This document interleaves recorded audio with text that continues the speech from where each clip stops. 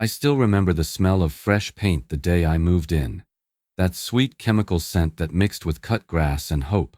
After years of saving, juggling 2 jobs, and raising my son alone, I finally had what I'd dreamed of my entire life. A home of my own. Maple Ridge Estates looked like something straight out of a brochure. Every house had perfect siding, manicured lawns, and mailboxes lined up like soldiers. I thought I'd finally found peace. But the man welcoming me that day would soon try to destroy me. It was late afternoon when I first saw him.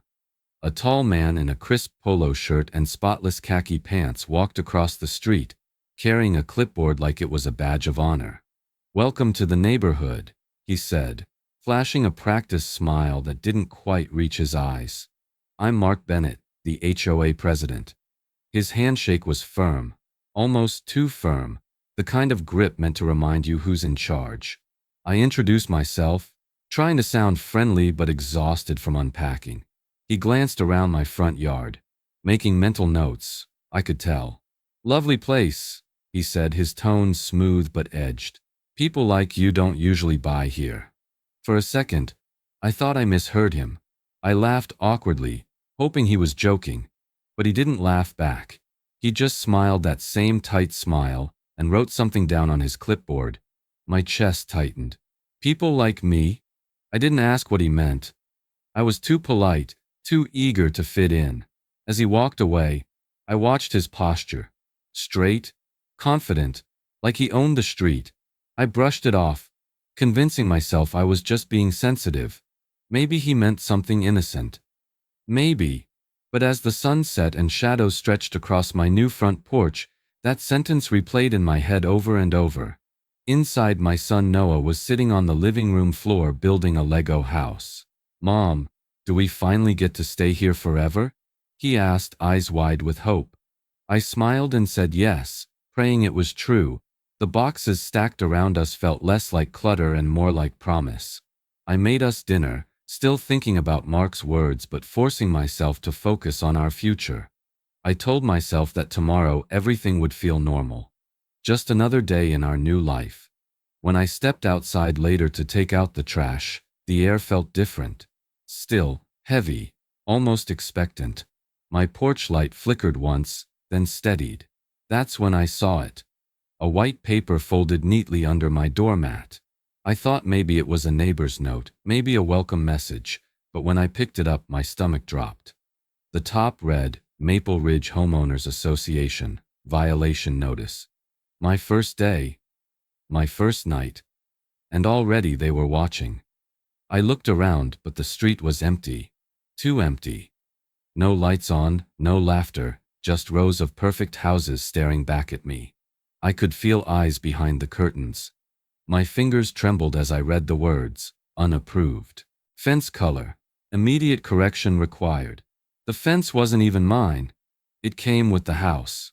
I stood there on the porch, heart pounding, realizing that maybe peace wasn't what I had bought at all. Maybe I'd just stepped into someone else's control. That single paper on my door would start a war I never saw coming. It wasn't a welcome note. It was a threat, written in cold, bureaucratic words that managed to drain all the warmth out of my brand new home. I stood on my porch that morning with my coffee in hand, the letter trembling between my fingers. The paper was thick, official, and intimidating, with the Maple Ridge Homeowners Association logo stamped at the top like a seal of judgment. My eyes caught the bold text halfway down. "Fence not in compliance, immediate correction required." For a few seconds, I didn't even process what I was reading. My fence?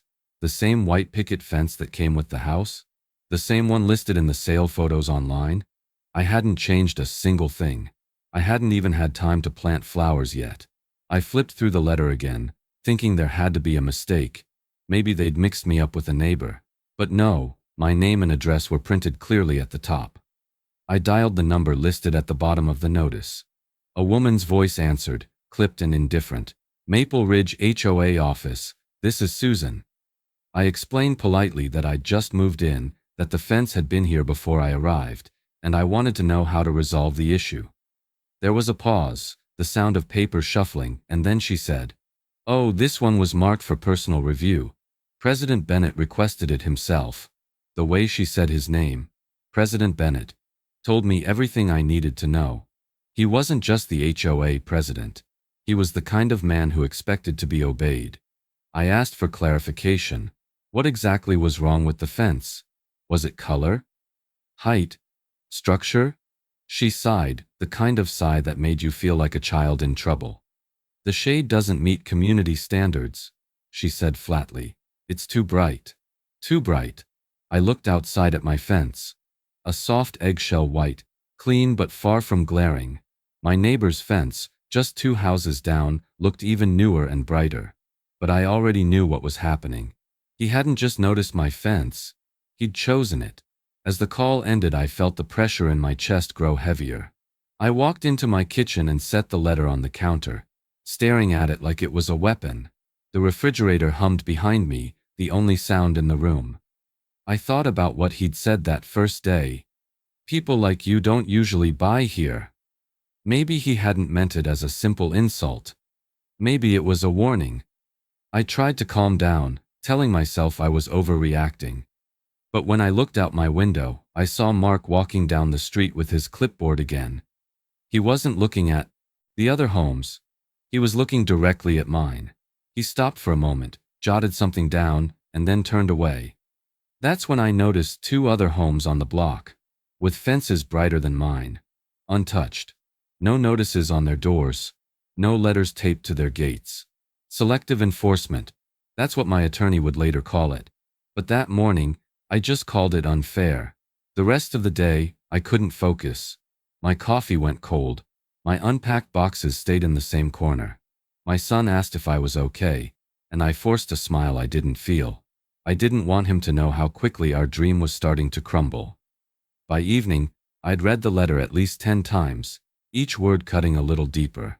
Failure to comply within 14 days may result in fines and legal action. It felt like a threat disguised as procedure. A reminder that someone out there thought they had the right to control me, to make me small again. Tears came before I even realized it. I sank into a chair, my hands shaking, the letter still clutched in one of them. For the first time since moving in, the house didn't feel like mine. It felt borrowed, temporary, like someone could take it away at any moment. But fear doesn't stay fear forever. It turns into something else when it's pushed too far. I wiped my face, took a deep breath, and looked at the letter one last time. If Mark Bennett wanted a fight, he was going to get one. The notice said the next HOA meeting was scheduled for Friday night at the community center. I marked it on my calendar. I'd go, ask my questions, and face him directly. When I walked into that meeting, every head turned, and the smiles vanished. Ever walked into a room where you instantly know you're the target? That's exactly how it felt the moment I stepped into the Maple Ridge Community Center that Friday night. The air smelled like burnt coffee and disinfectant, the kind of sterile scent that clings to places where decisions get made behind polite smiles. Folding chairs were arranged in neat rows, and at the front sat the HOA board. 5 people behind a long table, their nameplates lined up like trophies. At the center, of course, was Mark Bennett, wearing that same pressed polo and smug expression I'd seen on move-in day. He looked up as I entered, his lips curling into something that wasn't quite a smile. "Ah, Miss Carter," he said, his voice loud enough for the whole room to hear. "Glad you could join us. We were just getting started." Every eye turned toward me. Conversations died. I forced a polite nod, clutching my notebook like a shield. The front row was full, so I sat near the back, feeling the weight of every stare. Mark began the meeting with announcements about landscaping budgets, community pool repairs, and maintaining neighborhood standards. Each word felt like it was directed at me. Then, as if on cue, he flipped to a new page in his folder and said, "We've had a few violations this month. Nothing major, just some property maintenance concerns." He looked straight at me. One in particular involves a fence that doesn't meet our color requirements. We take pride in uniformity here at Maple Ridge. A few people turned their heads toward me, whispering. My heart thudded in my chest. I wanted to sink into my seat, but something inside me, maybe anger, maybe pride, made me raise my hand. "Excuse me, Mr. Bennett," I said, keeping my voice steady. "That fence came with the house. It's been the same color for years. I have the original property listing to prove it." He didn't even look up from his papers. "That may be," he replied, "but as the current homeowner, you're responsible for compliance. Perhaps next time you should read the bylaws before signing the deed." A ripple of laughter moved through the room. My face flushed hot. I could feel their judgment. Strangers deciding who I was before knowing anything about me. I straightened my back and flipped open my notebook. "Actually," I said, my voice firmer now, "I did read the bylaws. Section 4.3 states that any homeowner accused of a violation has the right to see written evidence and request a formal hearing before fines are imposed. I'd like to see that documentation." Mark froze, his fake smile flickering for a split second before returning. "Of course," he said smoothly, "though I doubt you'll find it necessary to escalate something so trivial." That was legal nugget in action, a truth buried under all their intimidation. Homeowners have the legal right to request proof of any alleged violation and to demand an appeal hearing before penalties are enforced. It's a right most people don't realize they have, and it's exactly what bullies like Mark rely on. But I knew my rights now. And that seemed to bother him. He leaned forward, clasping his hands together. "Maybe this neighborhood isn't the right fit for you, Miss Carter," he said softly, his tone almost pitying. "Maple Ridge is a community built on standards, and not everyone enjoys that kind of structure." The room went silent. He didn't have to say what he meant. Everyone heard it in his voice. I swallowed the lump in my throat and met his gaze. "I'm not going anywhere," I said quietly. When the meeting ended, no one spoke to me.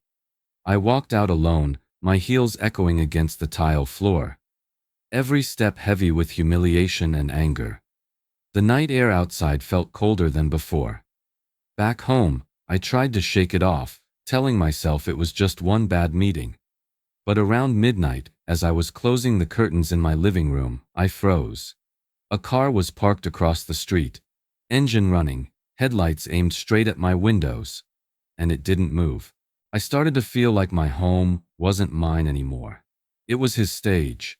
Every day, every sound, every light switch I flipped seemed to exist under someone else's watch. It began the night after that HOA meeting. The same car that had parked across the street was there again, engine idling, headlights cutting across my living room like a spotlight. At first, I tried to ignore it. Maybe it was a delivery driver, maybe someone lost. But when it showed up the next night, and the next, I knew it wasn't random. The third night, I waited by the window, lights off, heart pounding. When the car finally crept past, I caught a glimpse of the driver, Mark Bennett. His face was lit by the soft blue glow of a dashboard screen, his expression calm, calculating. He didn't even glance at my house. He just drove by slowly, deliberately, as if checking a box on his nightly patrol. I told myself to breathe, to not overreact, but the next morning, a new violation notice was taped to my door. Unapproved garden lights. 2 days later, another. Trash bin visible from street. Then, noise complaint, music after hours. I didn't even own outdoor speakers. Every letter was signed by the same hand. Every complaint traced back to him. It was no longer about rules, it was personal. Neighbors who had once waved at me now crossed the street to avoid conversation. The Johnsons, who'd offered to help me move in, wouldn't even make eye contact anymore. One woman actually pulled her blinds closed as I walked past her house. It was like I'd become contagious, the outsider the community had silently agreed to ignore. The emotional toll started eating me alive. Nights turned into restless loops of fear and exhaustion. I'd wake up to phantom sounds, a car door, a camera click, footsteps that might have been real or might have just been my heart pounding in my ears. I started double-checking my locks, pulling curtains tighter, leaving the porch light on till morning. My home, my supposed refuge, felt like a cage made of paperwork and paranoia. I tried calling the HOA office again, but they either transferred me endlessly or told me, All concerns must be addressed directly with President Bennett. Of course, the fox guarding the henhouse. Then, one evening, I decided to fight back. Not with anger, but with proof. I remembered something my friend, a paralegal, once told me. In most states, you have the right to record interactions in public if at least one party consents, and that one party can be you. That was legal nugget, the one-party consent law, which means homeowners can legally document their own encounters with HOA officials, especially if they take place in public view or on their own property. So that's exactly what I did. I started a record. Every letter, every phone call, every encounter. I noted times, dates, details. I bought a small camera and mounted it discreetly near the front door. I turned my anxiety into ammunition. And for a while, that gave me strength. Documentation made me feel less helpless. Like maybe I could finally hold him accountable. But paranoia doesn't go away that easily. Every creak in the floorboards still made me jump. Every passing car made me wonder if he was back again. Then one afternoon, while my son Noah played in the front yard, I decided to test the new camera setup. I opened my phone app to check the live feed. At first, all I saw was Noah running around, chasing the neighbor's cat with his toy truck. Then the camera auto-focused on something in the distance. Across the street, half hidden behind a tree, stood Mark. Camera raised, aimed straight at my child. I froze. My pulse roared in my ears. The phone slipped in my sweaty hand, but the video was still recording, capturing him, the HOA president, taking photos of my little boy. That was the moment my fear turned into fury, and I knew this had gone far beyond HOA politics. This was personal, invasive, and dangerous, and I wasn't about to let him get away with it. The moment I pushed back, his smile disappeared, and the real Mark showed up. I'd had enough of the letters, the stares, and the car parked outside my house at all hours. But it was seeing him take pictures of my son that finally broke something inside me. Fear gave way to something sharper, anger, and a deep sense of violation. I spent the entire night typing out a formal harassment complaint to the HOA board. I included dates, photos, the footage of him standing across the street, and copies of every notice he'd sent. By the time I hit send, the sun was rising. I wasn't shaking anymore. I was done being afraid. A week later, I got the email confirming my complaint had been received and would be reviewed at the next board meeting. That gave me a flicker of hope. Maybe someone would finally see reason. Maybe not everyone was under his spell. The meeting came and went, but when I arrived at the community center, my complaint wasn't even on the agenda. The board members avoided my eyes. Mark, sitting at the center table, looked more smug than ever. When I raised my hand to ask about my case, he interrupted me with a casual wave. "That matter's been handled privately," he said. "No need to involve the entire board in personal disputes." Personal disputes. That's what he called it. I tried to argue, but the others just looked down at their papers, pretending to read. One of them, a kind-faced woman named Carol, later caught me outside in the parking lot. Her voice was barely above a whisper. "You should be careful," she said. "He runs everything here, the budget, the maintenance contracts, even the election committee. No one crosses him." It felt like the air went out of my lungs. I'd known he was powerful, but hearing it said aloud made it real. This wasn't a neighborhood. It was his little kingdom. 2 days later, another notice arrived. I didn't even need to open it to know it was from him. The envelope was too neat, too deliberate. Inside was a new violation: continued non-compliance. Failure to correct infractions will result in fines and possible lien action. A lien. The word hit me like a punch. That meant he could place a legal claim on my property, the home I'd worked half my life to buy. Over a fence color. Over made-up violations. Over his own bruised ego. That night, I sat at my kitchen table surrounded by papers, the letter glowing under the overhead light. Fear tried to creep back in, whispering that maybe I should just give up, repaint the fence, do whatever he wanted. But then I remembered my son's face when he asked if we could finally stay somewhere forever. That word echoed in my mind. Forever. I couldn't let someone like Mark take that from us. So I opened my laptop and started searching for HOA attorneys. Page after page of names, reviews, consultations. Most were too expensive, but one firm, Harrison and Coleman, property law specialists, offered a free initial call. I filled out the form, attached everything I'd gathered, and hit send before I could lose my nerve. 2 days later, my phone rang. The number was local. I stepped outside, clutching it to my ear. The man's voice was calm, steady, practiced. The kind of voice that made you feel like you weren't crazy for standing up for yourself. I explained everything, every detail, from the first notice to the headlights outside my house. There was silence on the other end for a long moment. Then he said quietly but firmly, "You're not the first one he's done this to." And that's when I realized, this wasn't just my fight anymore. Once you see the pattern, you can't unsee it, and his hands were in everything. The attorney, David Harrison, met me at his office the following Monday. His desk was covered in folders, binders, and a single legal pad filled with notes from our last call. He greeted me with a firm handshake and that same calm energy I'd heard over the phone. After a few minutes of polite conversation, he leaned forward and said, "Rachel, I've been digging into Maple Ridge Estates. You were right to call." He opened a thick folder and began sliding documents across the desk. "These are records of previous homeowner complaints," he said. "Every single one filed under President Mark Bennett's tenure." I flipped through them. Neatly typed letters, stamped and signed, all raising similar issues. Harassment, selective enforcement, unexplained fines. But the last page of each file said the same thing. Case dismissed. No violation of HOA policy found. "All dismissed?" I asked, disbelief tightening my voice. David nodded. "Everyone. Some of these homeowners eventually sold and moved away. Others just stopped fighting. That's his pattern. Isolate, intimidate, exhaust. It's strategic."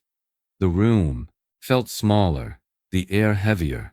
My stomach turned as I read the familiar wording of those letters. The same phrasing he'd used on mine. It wasn't random. He'd been doing this for years. Then David pulled out another stack of papers. "Now this part's where it gets ugly." He flipped to a page marked with a yellow tab and pointed to a list of HOA maintenance contracts. "Look at who they're awarded to." I scanned the list. Lawn care, streetlight maintenance, community landscaping. All billed to Bennett Property Solutions, LLC. My breath caught. "That's his company," I said slowly. David nodded. "He's been signing off on contracts to himself for at least 3 years. No competitive bids, no transparency. He's padding HOA expenses, inflating costs, and funneling the money back through his business. It's what we call self-dealing, and it's illegal." That was legal nugget. Under most state HOA laws. Conflict of interest and self-dealing are strictly prohibited. A board member can't approve contracts that financially benefit themselves.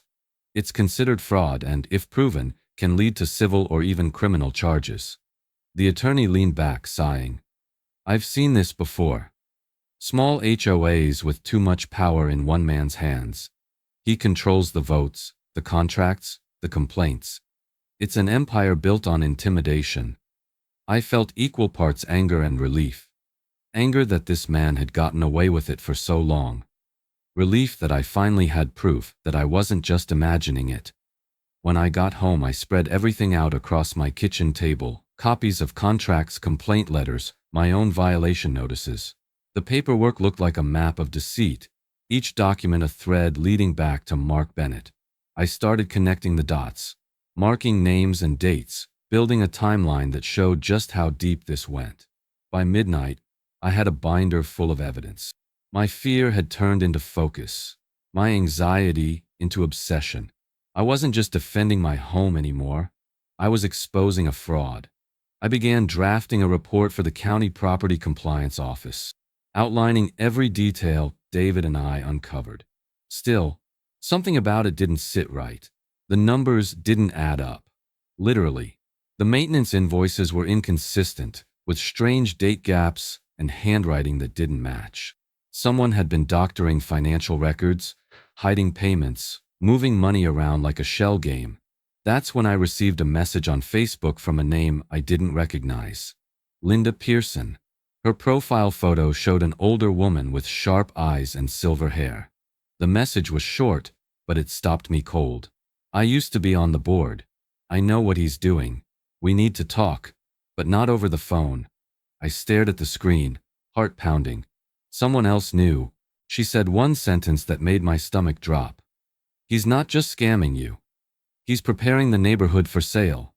Linda Pearson wanted to meet somewhere public, but quiet.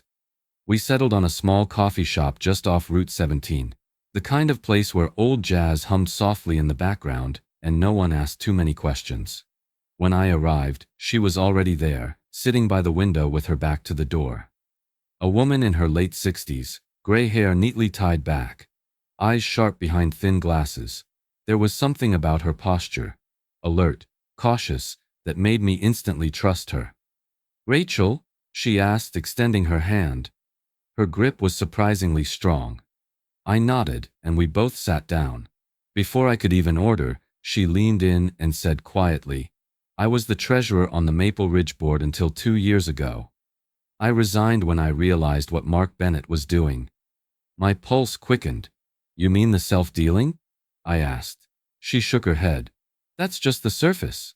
She pulled a worn manila envelope from her tote bag and slid it across the table. Inside were photocopied checks, invoices, and spreadsheets. Some bore Mark's signature, others were stamped with the name of a company I didn't recognize, Caldwell Group Holdings. "Who are they?" I asked. "Developers," Linda said. "They've been trying to buy into Maple Ridge for years. Bennett promised them access. Slowly push homeowners out, foreclose on properties over violations, then sell the lots to Caldwell at a fraction of their value." I sat there, stunned, the noise of the coffee shop fading into the background. "He's trying to sell the neighborhood?" She nodded grimly. "Piece by piece. He falsifies invoices to inflate HOA debts, then uses those debts to justify lien actions. People can't fight it forever. They give up, move out, or lose their homes." My stomach twisted. Everything suddenly made sense: the harassment, the selective enforcement, the endless stream of letters. I wasn't just being targeted because he didn't like me. I was being targeted because my home was part of his plan. "Why didn't you go to the police?" I asked, trying to keep my voice steady. Linda sighed. "I did. But HOA matters are civil, not criminal, until real fraud is proven. Without outside pressure, no one listens." That's when she told me something that stuck with me.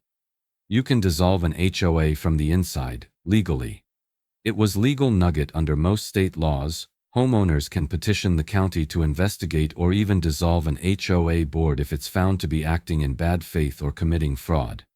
It requires documentation, signatures, and undeniable evidence. But it's possible. She looked at me over her coffee mug. "You've already started collecting proof. But if you go public too soon, he'll retaliate hard.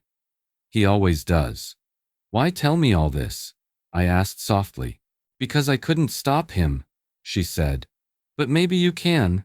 I promised to keep her name out of it, and she smiled faintly as if she'd already made peace with her decision.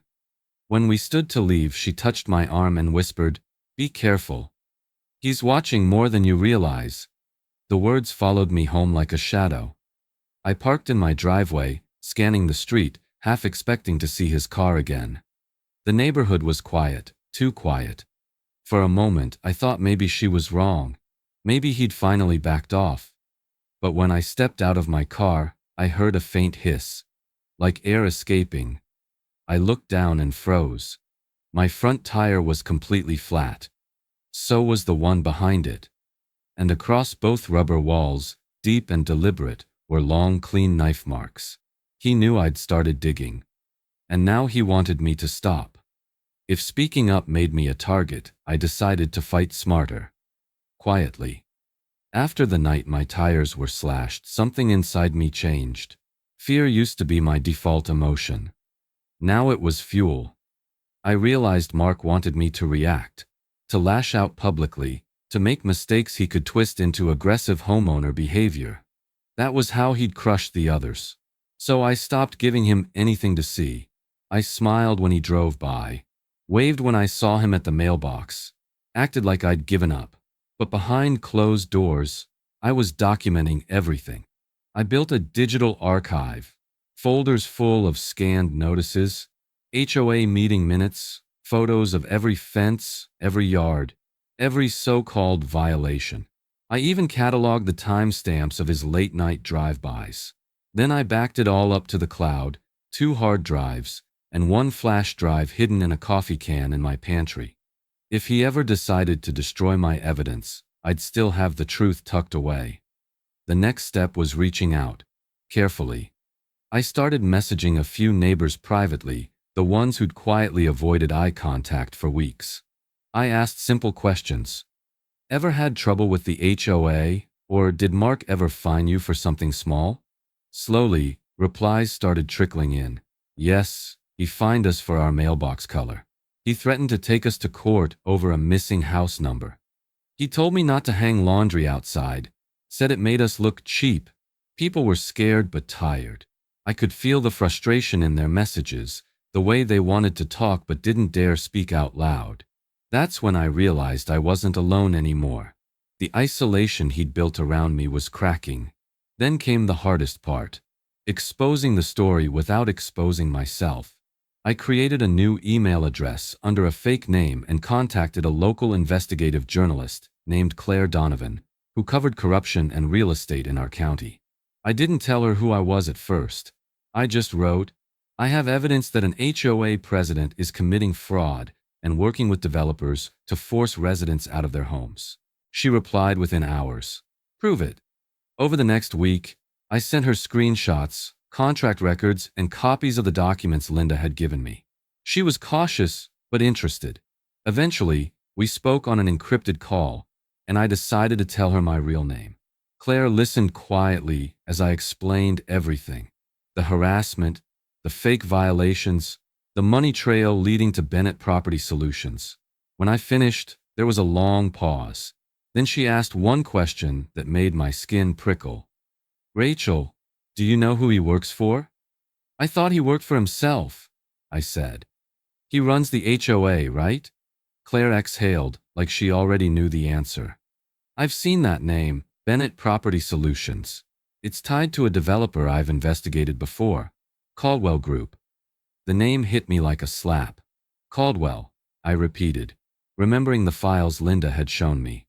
Yeah, Claire said. They've been buying up foreclosed neighborhoods all over the state.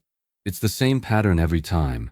Inflated HOA debt, forced sales, redevelopment.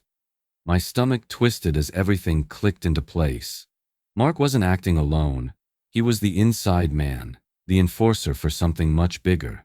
That night, I couldn't sleep. I went through every document again, searching for anything I might have missed. Around 2 in the morning, I found it, a maintenance invoice buried in last year's HOA budget records. The payment had been approved by President Bennett, but the bank account it went to didn't belong to his company. It belonged to Caldwell Group Holdings LLC. I stared at the screen, my heart pounding so hard I could hear it. He wasn't just corrupt. He was on their payroll. The HOA wasn't just corrupt. It was a front for a land grab. Once I knew about Caldwell Group, everything started falling into place. The constant pressure, the trumped-up violations, the way Mark acted like he owned every inch of this neighborhood. It all fit. I spent hours poring through public property records, zoning applications, and archived county meeting minutes. Each click uncovered another layer of deceit, another connection between Mark Bennett and Caldwell Group Holdings. The documents told a story he never meant anyone to read. 2 years ago, Caldwell Group had submitted a preliminary plan to the county for a Maple Ridge redevelopment project.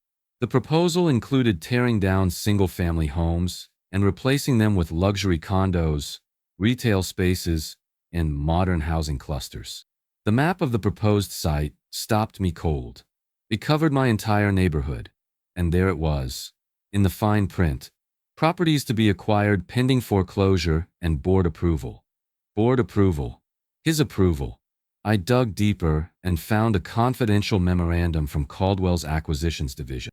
One I suspected Claire helped me uncover.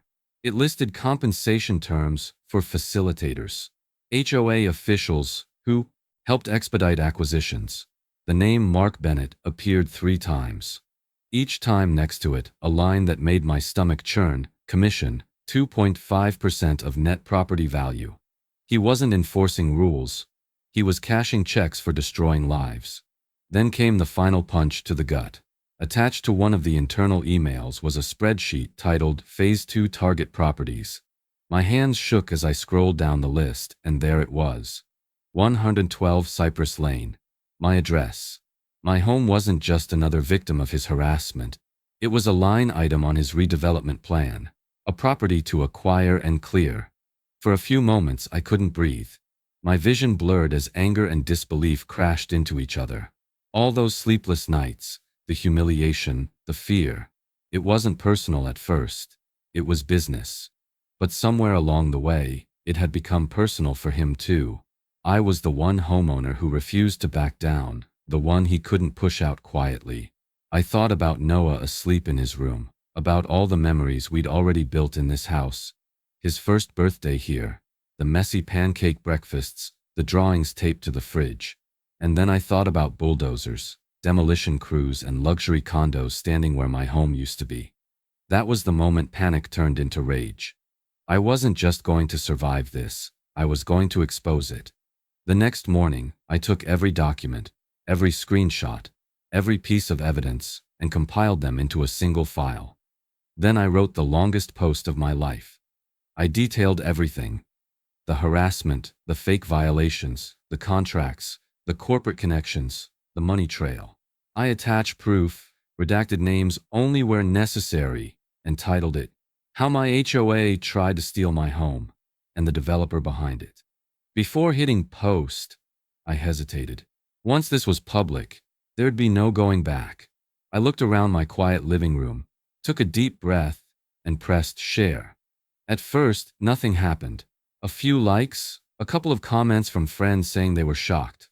But then, one share turned into 10, 10 turned into 100, and by evening, local news outlets had picked it up. Within hours, my story went viral.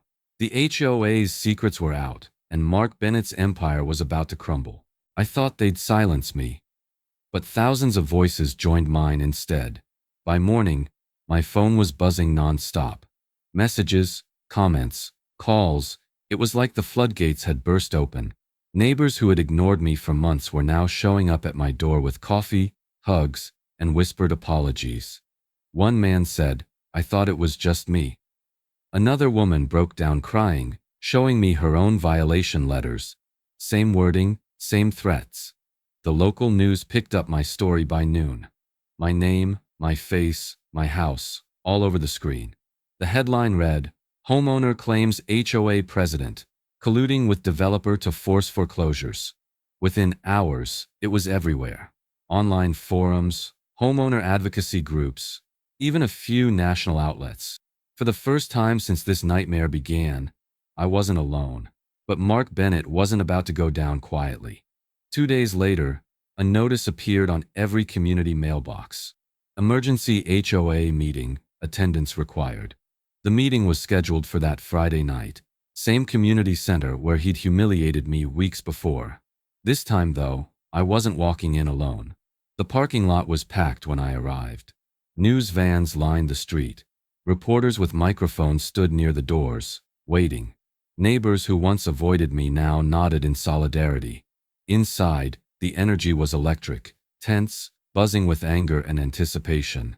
Mark sat at the front table, face red, jaw tight, the charm completely gone. He banged his gavel for order, though no one was listening. "There's been a gross misrepresentation of facts online," he began, his voice strained. "Certain individuals have spread misinformation to damage this community's reputation and undermine our board's authority." I stood up. "Then prove me wrong," I said. My voice was steady, stronger than I'd ever heard it. He glared at me, then motioned for silence. "This is not the place for baseless accusations." I pulled a thick binder from my bag and set it on the table in front of him. These aren't accusations. These are contracts, financial records, and emails linking you directly to Caldwell Group Holdings. Every dollar you funneled. Every fraudulent signature. Gasps rippled through the room. Claire Donovan, the journalist, stood near the back, filming everything. Mark tried to recover, flipping through the papers, but the proof was undeniable. His hands shook. This is taken out of context, he stammered. But before he could finish, one of the board members, Carol, the same woman who had warned me months ago, stood up. Enough, she said. We're done covering for you. She turned to the crowd. I resign. Then another board member stood, and another. Within minutes, 3 of the 5 seats were empty. Mark's composure cracked. You're all making a mistake, he shouted, his voice echoing off the walls. You don't know what you're doing. But the crowd had already turned against him. Residents began chanting, "Step down, step down." The cameras caught every word, every desperate flicker of his expression. For the first time, I didn't feel small in that room. I didn't feel like an outsider. I felt powerful, because the truth, once it's out, can't be controlled. As the meeting dissolved into chaos, Claire approached me quietly, her phone in hand, eyes wide. "Rachel," she whispered, "you'll want to see what the FBI just released." I froze. Whatever came next, I knew this fight was far from over. The man who told me I didn't belong here was led away in handcuffs, in front of the entire neighborhood. It happened just 3 days after that chaotic HOA meeting. I was standing in my kitchen, trying to convince myself that the noise outside was just construction. But when I peeked through the blinds, I saw the black SUVs, the agents in navy jackets marked FBI, and the swarm of reporters rushing down the street. The sound of engines, radios, and shouted commands filled the air like thunder. They weren't here for me. They were here for him.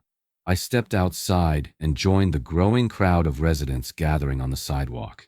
Mark's house, that spotless, perfect home at the end of the cul-de-sac, was surrounded. Agents were hauling out boxes, computers, folders.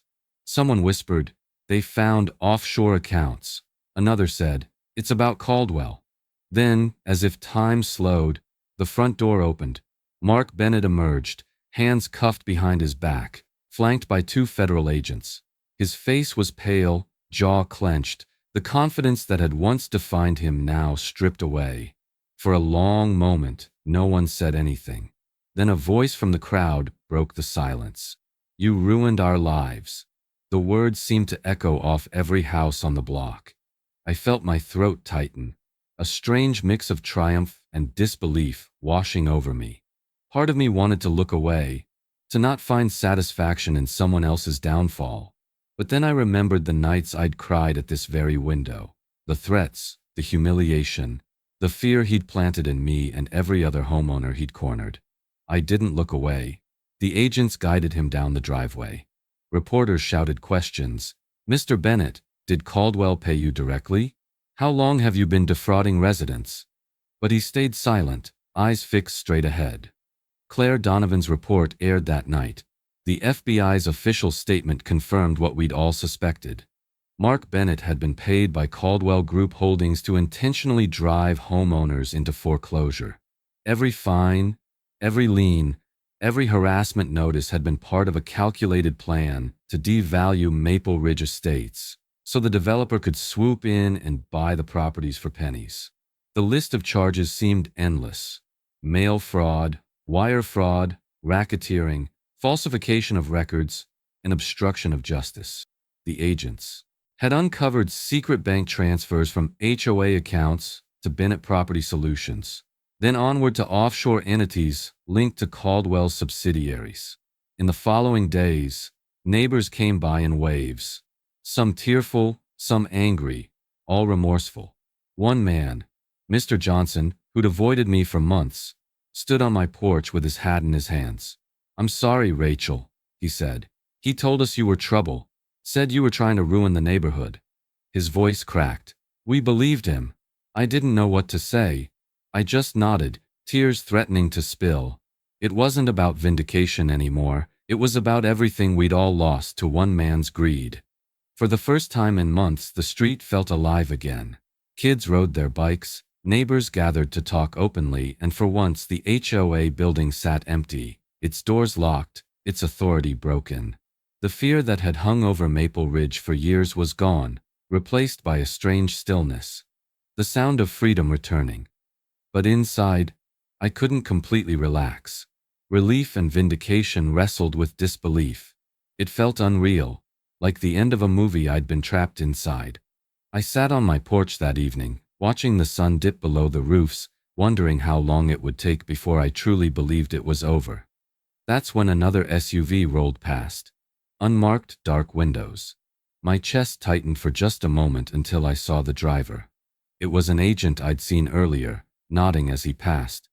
A silent reassurance that justice was at last being done. Then from down the street, movement caught my eye. The FBI was still leading Mark toward their vehicle, cameras flashing around him. And just before they closed the door, he looked up. Our eyes met across the crowd, and he smirked. "You still don't belong here," he said, voice calm, defiant, almost proud. The words hit like a cold wave, not because they hurt, but because they showed exactly who he'd always been. Even stripped of his power, he couldn't see the truth. That belonging isn't something you're granted. It's something you claim. And I had claimed mine. I still live in that house, but now it finally feels like home. The months that followed Mark Bennett's arrest were a blur of hearings, headlines, and healing. The once proud Maple Ridge Estates, the neighborhood that had been ruled by fear and silence, began to rebuild itself, brick by brick, heart by heart. The HOA was placed under temporary state oversight, its finances audited, and its policies rewritten from scratch. For the first time, real transparency existed here.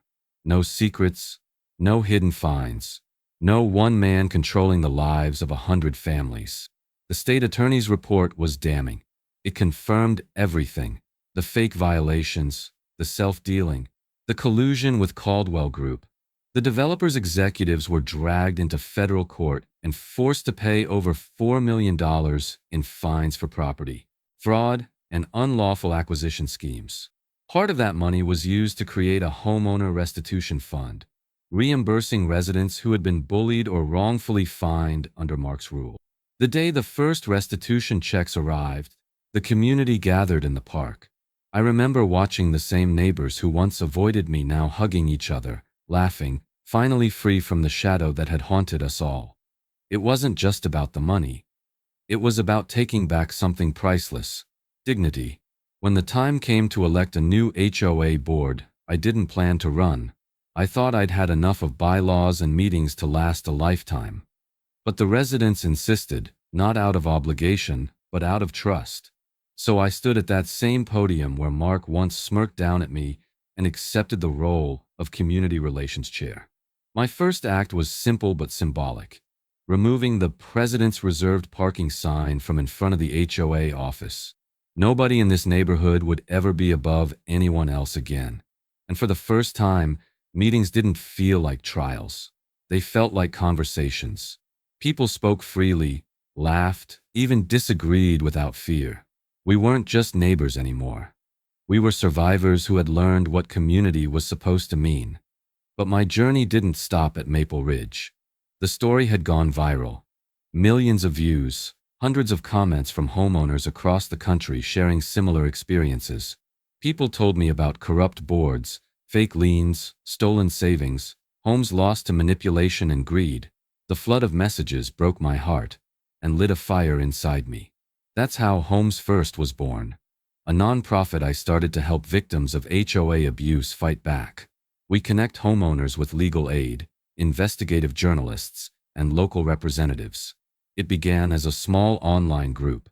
Now we've helped over 300 families reclaim their homes and their rights. I never imagined my nightmare would turn into a mission, but maybe that's what healing really looks like: turning pain into purpose. Sometimes I still think about Mark, about the smirk, the control, the arrogance. He's serving his sentence now, But in a strange way, I'm grateful for what he exposed. Because beneath all the corruption, I discovered something stronger. My voice, my courage, and a community worth fighting for. Every morning when I walk outside, I see neighbors waving, kids riding their bikes freely again, the sound of laughter echoing down streets once filled with fear. The air feels lighter now, not just because justice was served, but because the people who once felt powerless learned they never were. If there's one lesson I carry from it all, it's this. Never let anyone decide who belongs. Your home is your freedom, and no title, contract, or president can take that away. What would you do if your HOA tried this? Tell your story in the comments. And if you believe in standing up against corruption, like, subscribe, and share this story. Because your voice might be the one that saves someone else's home. The camera always pans out slowly at the end of these videos. The quiet street, the porch light, the sense of peace restored. But as I stand there, watching the sunset cast warm light across my yard, I can't shake one thought. Because trust me, this story isn't over.